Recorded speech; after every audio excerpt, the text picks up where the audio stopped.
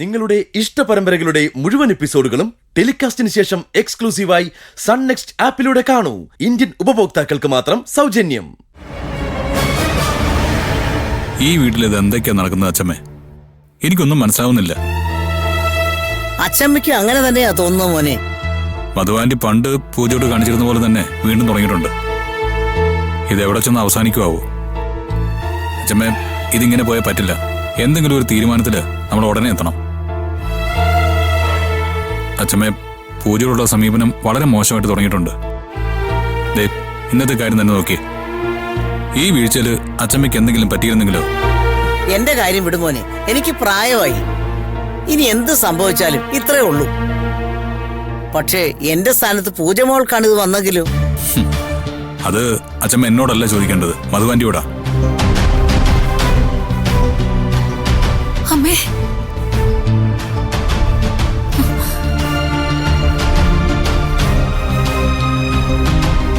എങ്ങനെയുണ്ട്? വേദന ഉണ്ടോ? ഇല്ല മോളെ, കുഴപ്പമൊന്നുമില്ല. അമ്മേ, മധു ഇത് ചെയ്തിട്ടില്ല, നാണയിട്ടോണ്ടിരിക്കുക. പിന്നെ ആര് ചെയ്യാനാ ആന്റി? എന്തായാലും അമ്മയ്ക്കൊന്നും പറ്റിയില്ലല്ലോ. തൽക്കാലം അത്രയ്ക്ക് സമാധാനിക്കാം. പക്ഷേ ഏത് സമയത്തും എന്തും സംഭവിക്കാനുള്ള സാധ്യത വീട്ടിലുണ്ടെന്ന് പറയുമ്പോ എങ്ങനെ സ്വസ്ഥമായിട്ട് ജീവിക്കാൻ കഴിയും നന്ദനങ്ങളെ? ആക്സിഡന്റിന് മുമ്പ് എല്ലാവർക്കും പൂജയുടെ എന്ത് വലിയ സ്നേഹവും അടുപ്പമൊക്കെ ആയിരുന്നു. അത് കഴിഞ്ഞ് തിരിച്ചു വന്നതും ആളുകളുടെ സ്വഭാവം മുഴുവൻ മാറിപ്പോയി എന്ന് പറയുമ്പോ ഞങ്ങളെ ഞാൻ എന്താ മനസ്സിലാക്കേണ്ടത്? അതിനെക്കുറിച്ച് സംസാരിക്കാൻ കൂടിയാ ഞാൻ വന്നത്. തൽക്കാലം നീ എൻ്റെ കൂടെ പുറത്തേക്കുന്നു വാ.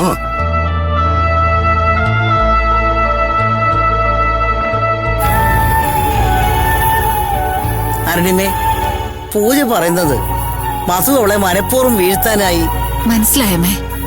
പക്ഷേ മധുമിത എന്റെ അടുത്ത് ആണയിട്ട് പറഞ്ഞു. അവളത് ചെയ്തൊന്ന് വിശ്വസിക്കാൻ എനിക്കാവുന്നില്ല അരുണിമേ. കാര്യം അവള് പണ്ട് ഒരുപാട് കുഴപ്പങ്ങൾ ചെയ്തിട്ടുണ്ട്. പക്ഷേ ഇത്തവണത്തെ അവളുടെ ഏറ്റുപറച്ചിൽ സത്യമുണ്ടെന്നൊരു തോന്നൽ.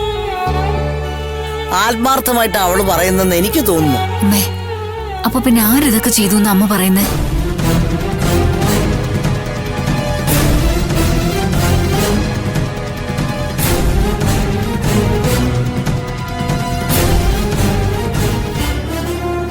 എന്താ അങ്കിൾ ഉത്തരം പറയാത്ത?